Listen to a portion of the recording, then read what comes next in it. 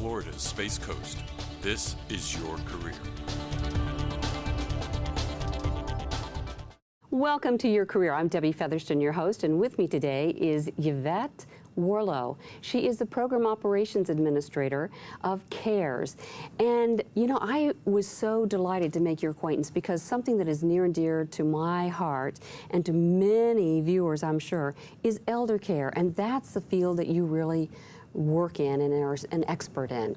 So, just looking forward to getting your perspective on what's happening and what are the opportunities for people who may have a passion for working with the elder. Well, especially in the state of Florida, I brought some statistics. Oh, great. We have 5.2 million residents that are age 60 and above, and we are number one. Finally, Florida's number one in something. In the number of residents age 65 and older. Wow. So we have an enormous aging population, and they expect by 2030 to have 7.1 million elderly in the state of Florida. And right now, more than 1.6 million Floridians are age 75 and older.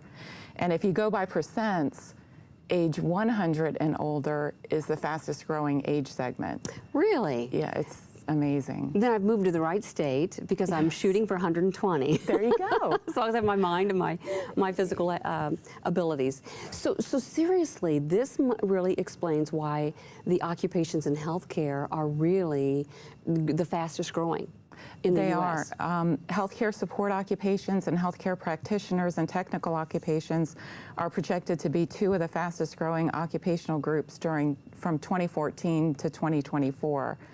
And is this based on U.S. Department of Labor data? Yes. Yeah, yes. I kind of thought maybe you'd, yeah. Yeah, it's a good field to get into because it's growing. They expect that these medical fields will contribute 1 in 4 new jobs. So that those are crazy statistics. Yeah, but that is really telling though, because we've seen a continual for the past probably 15 years. Bureau of Labor Statistics have been projecting that we're going to see this ramp up, right, expansion in healthcare, maybe longer than that, because I remember reading reports back in the 90s, late 90s, about the increase in healthcare and how it was going to expand. And the baby boomers are aging, right? The good news is we're living longer. Healthier. Bad news is sometimes you get sick when you're old and you need health care. So it's a double-edged sword. Yeah, well, that's really impressive. So 1 in 4 of these new jobs are really healthcare related. Mm-hmm. So give me an idea of some of the types of occupations that you're aware of, because we're not going to be able to cover everything, but within your scope of touch and awareness, what are some of the occupations that are available to people who may want to work with the elderly? Well, if you're unlike me and you have a strong stomach and you can get into a field, into the medical field. Okay. There's home health aides, certified nursing assistants, RNs, social workers, physical therapists, occupational therapists, nurse practitioners. And then if you maybe don't have as strong a stomach like me, you can be a recreational therapist. A nutritionist is a big thing. Pharmacist, estate planning attorneys, if you like law. Volunteer recruitment coordinators, because a lot of agencies that serve the aged rely on volunteers. That probably really would be a huge portion because there's not probably the money that's there, right? And a lot of the resources as we age, it goes to Medicare, so it's our government programs. So the salaries and such, hadn't thought about that aspect. Well, because Florida is such an aging population, our resources are spread thin, very, very thin. Yeah. So we're always struggling to meet people's needs with the limited resources that we have. And other states are looking to us and saying, how are you coping with the aging population? So we can really set the benchmark, maybe, we really right? are. Everybody's looking at us. Interesting. Well, you know, you started talking about some of the occupations, and I think this is interesting too, for those who are non-medical, but who really have a heart for the elderly. You know, to me, you know, I think about any organization, and we'll get into this and unpack it a little bit, but I think about, you know, you talked about the attorneys, but, you know, you've got purchasing, you've got the supply chain, you've got HR, Administrators. All these administrators, and as you mentioned, well, nutritionists, I think, for all of us. Well, nutrition and health are so closely related. Yeah, absolutely. And I'm sure they're part of healthcare. I mean, that would be the logical link. But, I think you mentioned grant writing at one point when we were talking. Fundraising is big. And you can pretty much take any job you can do and turn it into working with the elderly. Yeah. If you're an artist, you could work with art therapy. Absolutely. If you play music, you can entertain the elderly. Right. You know? And those are all very important. We were talking, I was sharing with you about a personal family member that really is struggling, and how we've been talking about keeping them stimulated and right. So the art therapy, the recreational therapist, all that is really relevant, in addition to maybe physical therapy, occupational therapy, those types of professions we would think of.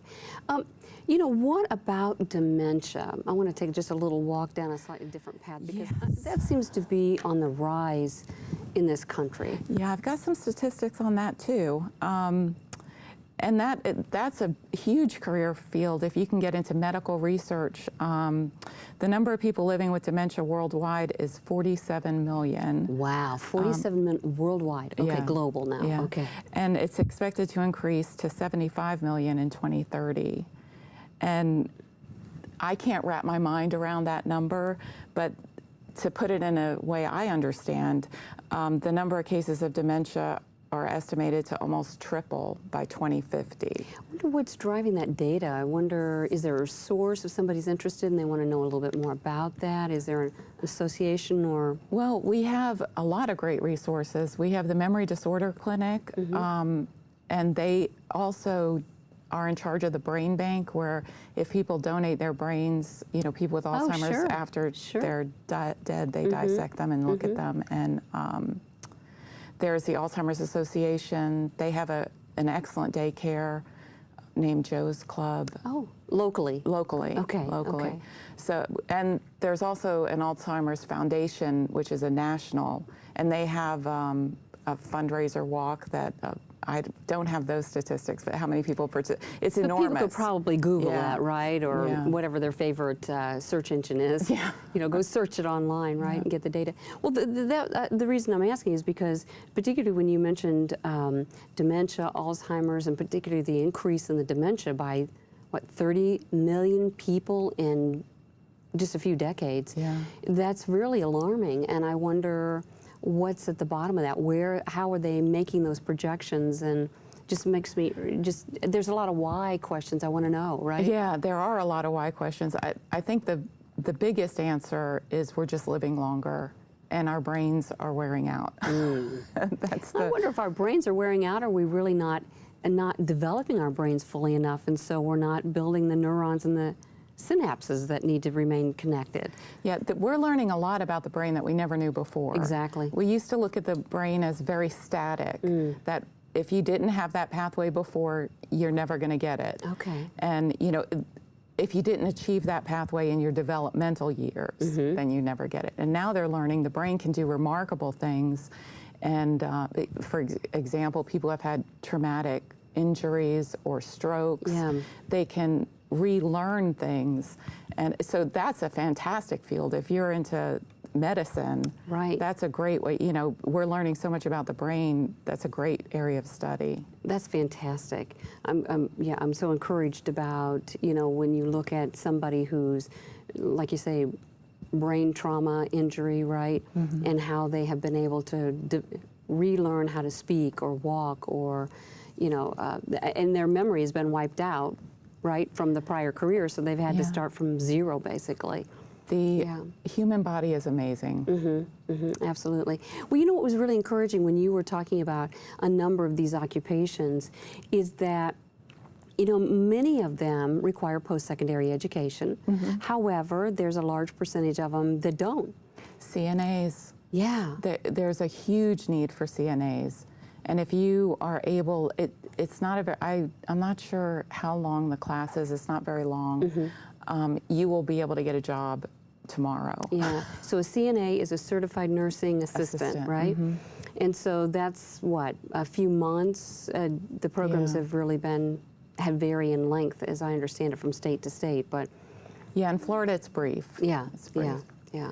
And Good. with that, you could work at a nursing home, you could work at an assisted living facility, you could do home health care, Yeah. which is, if maybe you're a mom, Mm-hmm. a single mom, and you need hours when your kids are at school, you pretty much make your own schedule, Mm-hmm. and you just get in your car, you drive to your patient's house and do what help them take a bath, maybe clean up the house a little bit, make them a meal.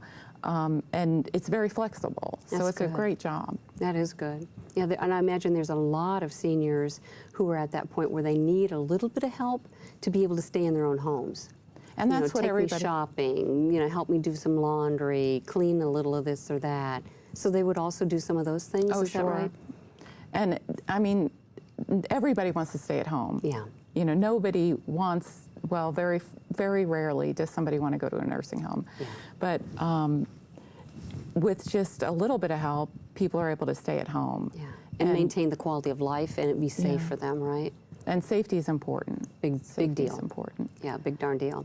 So tell me about what are some of the organizations or the types of organizations and agencies that are there to support them. You mentioned a few around the research, but really to help the person. So if you have someone who's viewing, they have, someone that's elderly that really needs some assistance. What are some of those agencies that are out there? Well, the best thing you can do is call 1-800-96-ELDER. That's 1-800-96-ELDER. And that's the Elder Helpline. Okay. And they can help you find resources locally in your community to help you. That's great. We have Aging Matters right here in Cocoa. Meals on Wheels is fantastic. They do a great job. It gives somebody not only a meal, but also a little social interaction. Right. So that's great. There's guardianship agencies. There's Area Agency on Aging. Nursing facilities, assisted livings, hospitals, hospice. And you can be like me and work for a state agency. Yeah. And we're going to learn a little bit more about your state agency. I do want to get to that point. But I wanted people who might be thinking about occupations working with the elderly to just be aware of the scope of agencies. I mean, there's several different types of organizations and agencies. One that I am less familiar with that you mentioned is the Guardianship. Can you tell us a little bit about that from what you understand? Well, what's important to understand is you have the right to make decisions for yourself, even if they're really bad ones, like my lunch today, for example. But you may at some point lose the capacity to make those decisions for yourself. And if you It could be a family member, but if you don't have a family member, there are also public guardians. Sure. You actually go to court to get guardianship over the person so that you're making their decisions for them. I see. So you would be able to handle the financials, the health, any of those kinds of living, all those kinds of decisions to make certain that they're safe. So if you see their judgment is impaired. You want to do it before it gets to that. Okay. It's better to do it sooner than later, I think. So work with the person while they have their mental faculties and... Because then you have the option of doing a power of attorney.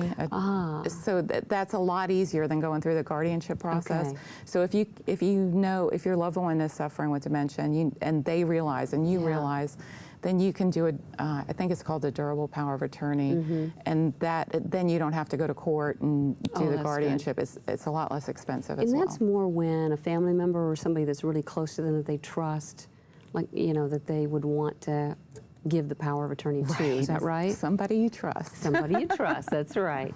Absolutely. Yeah. Makes good sense to me. Particularly when they're dealing with the financials, and even the health, right, issues. The financials, 1-800-96-ABUSE, if you think that somebody is taking advantage of somebody financially or physically, but it's terrifying that people do that to me, but it happens. Same here. happens. Yeah, absolutely. So let's go to your organization. Where does your organization fit in this matrix of organizations and agencies? We have such a little tiny role. We do them, if somebody's applying for Medicaid to pay for their long-term care, we make sure they meet the medical criteria for the program. Department of Children and Families Access makes sure they meet the financial qualifications for the program. And if both those things happen, then they can enroll in Medicaid long-term care. Sometimes it's a nursing home, but we also have home and community-based services. Right now there's a wait list for them, but if you call 1-800-96-ELDER, you can get on the wait list. Okay, that's helpful. So who and at what point does someone contact your agency? Mostly, our agency gets involved when somebody's in a nursing home already, or they're wanting to go to a nursing home. For home and community-based services, they go through our area agency on aging, which is Senior Resource Alliance in Orlando. Okay. And Senior Resource Alliance, once they're released from the wait list, sends us the referral. Yeah. And so does a family member call your agency, or does the organization that's the person is trying to work with contact your agency? How does that work? Most frequently, it's the nursing home. Okay. Or the facility that's... Right. Okay. Or Senior Resource Alliance. Usually the family members would call them first. Okay. And then Senior Resource Alliance gets us involved. Okay. All right. And so then through them, you would be communicating, here's what you need in terms of documentation to prove eligibility for Medicare, that type of thing. Medicaid. I thank you for correcting me. I meant Medicaid. Yeah, Medicaid.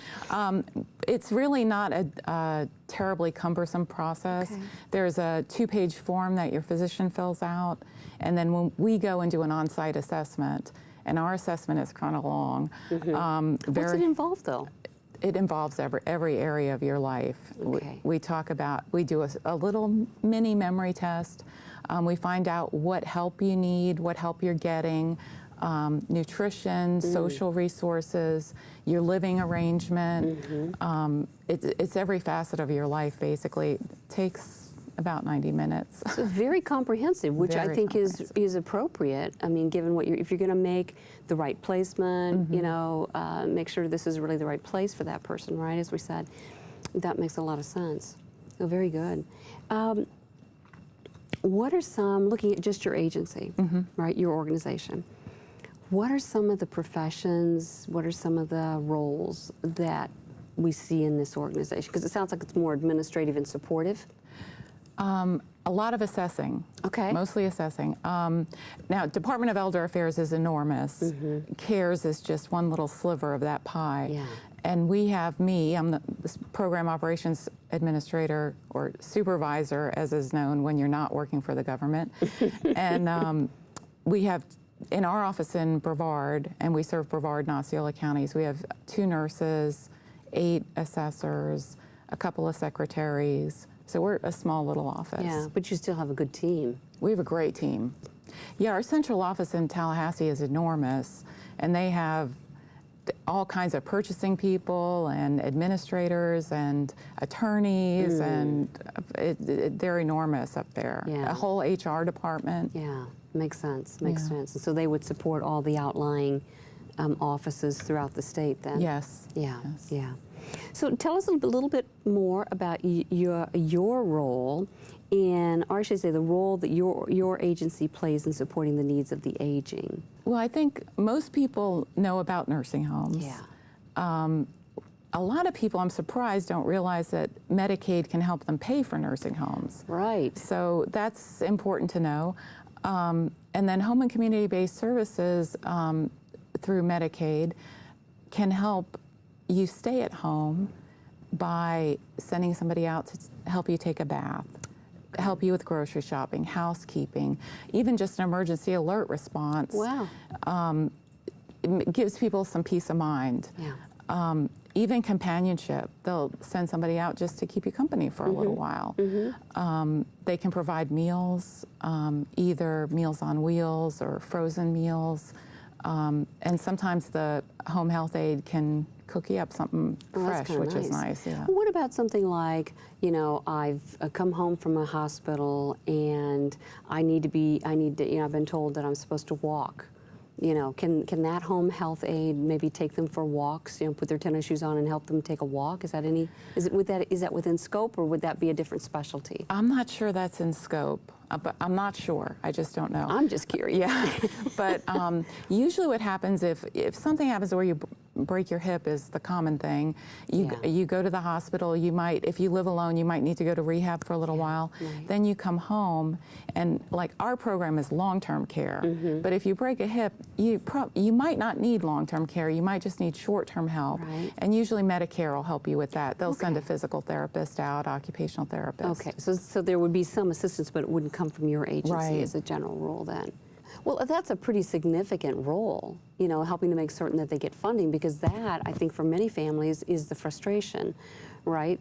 They don't have the money. They're going, wow, when I have gone out and I've visited these places and I've looked into how much it actually costs, our family can't pay for this, and mom doesn't have the money, or dad doesn't have the money, right? Quite honestly, it's quite a chore getting through the system. I'm not going to make it sound like it's simple, because it's not. And that's why there are case managers and there's people at CARES who can help you kind of walk through it. And that's good to know that there's support there to help them walk through it. Yeah. Maybe you've had somebody new recently, but think about somebody that's new entering this field and working with the elderly. What would you imagine? And I know they could be, I was wondering, with some people, I could just imagine, you were talking earlier, you and I both fit this description. We're not going to work in the medical field. Right. Don't have the stomach for it. But there are some people that might go into this field who may not anticipate the tug on the heartstrings. I'm thinking about that emotional component when you see the burden and the struggle that this family is going through to care for their family member. I just wondered if that might be something that would be unexpected, perhaps. I think you're right. I think it is unexpected. But the good thing is we meet weekly. We have interdisciplinary team meetings, and we have an opportunity to kind of share that and kind of vent that, and we kind of, it's our own kind of group therapy, because it's very sad. Sometimes you run into people that are living in really horrible situations, and it's hard to see. Yeah, I would imagine so. The other thing I think, if I were entering that field, I would think all the policies and the procedures, and just, if I'm trying its eligibility, what are the standards, what are the guidelines? Just that might be something we'd anticipate, though.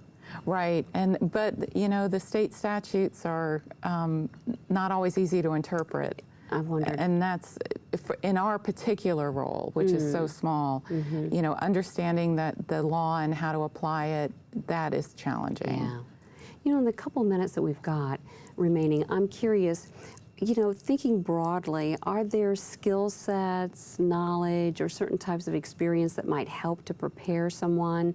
And I know they may land in very different roles in supporting the elderly, but any broad grouping of skills that might be helpful? I think anytime you work with any people, you have to have patience. Yeah. And you have to be able to listen and just stop, let the person tell you their story. And, so listening skills is very important. Communication skills is very important. Yeah, that makes good sense to me. I was thinking compassion as well, right? Yeah, I guess I took that for granted. But really, I think some compassion. You have to have some empathy, and you have to love what you do.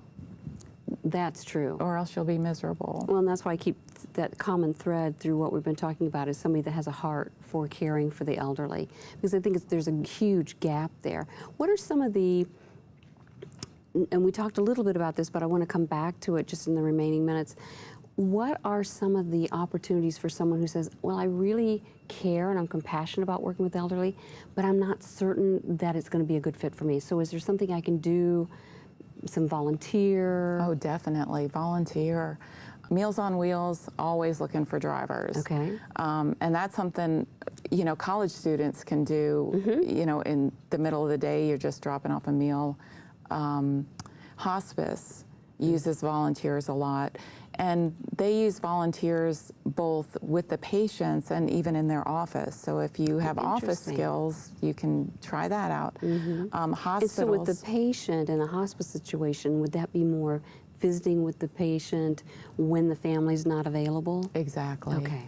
And, you know, doing puzzles, playing cards, telling stories. Yeah, just interacting, being conversant. Right. And sometimes people end up in nursing homes and they have no one else in the world. Right. Just no one. Right. And if you could volunteer a little bit of time and just go and spend some time at the nursing home sitting with somebody talking, it's so meaningful. Because quite honestly, you know, the people who work in nursing homes don't always have the time to sit and visit. Yeah, you know, absolutely. So that would be fantastic. My final question in the last 45 seconds or so, what have you found to be most rewarding about the work that you do? I love the stories. I love hearing what life was like. I hated history in school, and so that it surprises me, but I love the stories and the wisdom.